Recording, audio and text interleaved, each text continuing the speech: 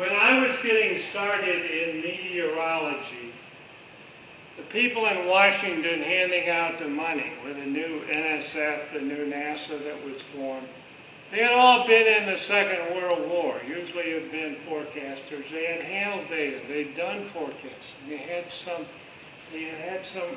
They knew reality stuff. Now that's not the way. All the ones handing out money have all been trained as modeling group now. Anyone in Washington, the government people, it's all a turned-in modeling area. It's crazy. It's, in my view. So, the primary difficulty with the modeling is it's too complex. You can't do it. Two, they have a basic water vapor feedback loop. I probably don't have time to deal with that. And then they don't have the deep ocean circulation. I think the warming we've seen of the last century and these multi-decadal up and down swings is primarily due to alterations of the ocean circulation. And they have not come to grips with that. So, well, here's what I was showing you there. Here's some of the loops. You think you can write code for all this and integrate thousands of time steps into the future in a non-linear, little errors grow with time, and they grow with time, and it's just a world of mush after so far. Now, one of the grossest problems the models have had, not only do we have that they can't do it, but they have a water vapor feedback loop. The greatest greenhouse gas, and they don't talk about that, is water vapor.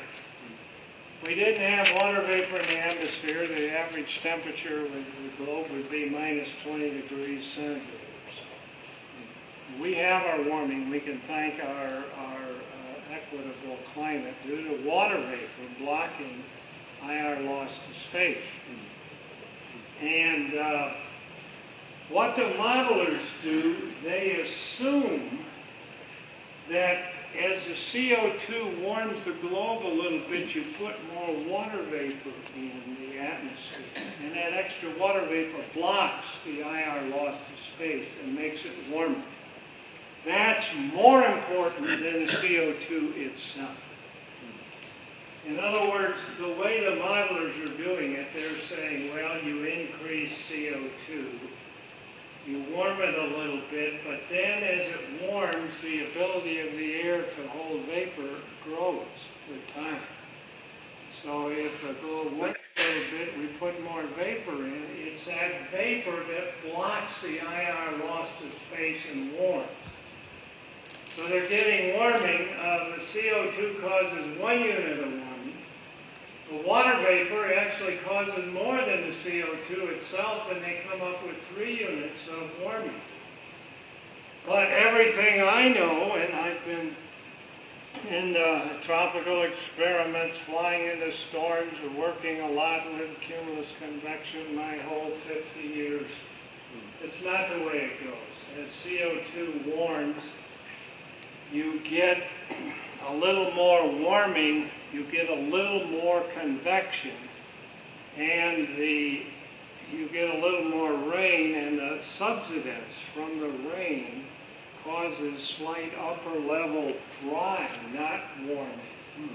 And you don't get the warming effect. That's a major thing. We have these global circulation that the modelers have not come to grips with. We have this thermohaline circulation. There's a lot of complexity here that I don't think I'm going to go into.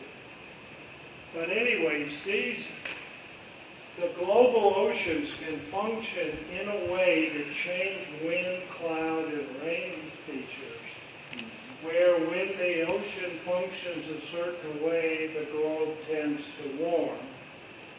When it functions another way, given a time lag of 10 or 12 years, the globe tends to cool. And I think when you can extend this further, you can explain a lot of the global temperature changes we have seen. I just talked about that. Now, who's living off this? A lot of people. The big government labs. Big government labs, how do you keep these things funded?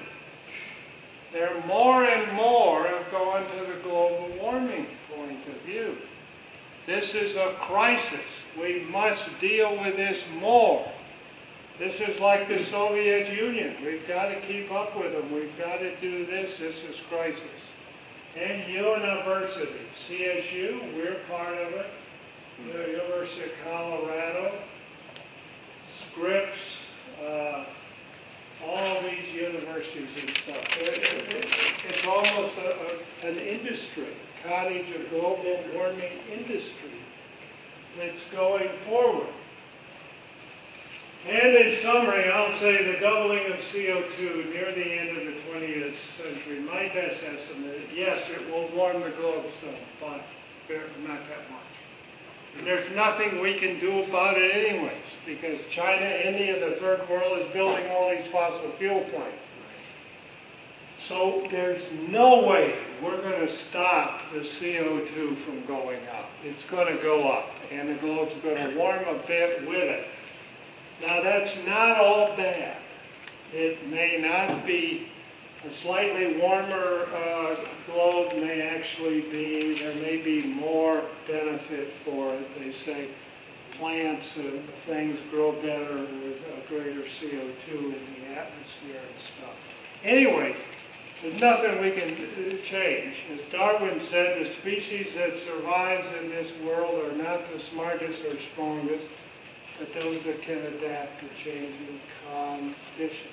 And the globe warms a little bit, we got to adapt a little bit to it, but we're not going to change it. We can cut down, we can totally eliminate fossil fuels and imprison ourselves in a lower level economy and everything else. They're not going to do anything.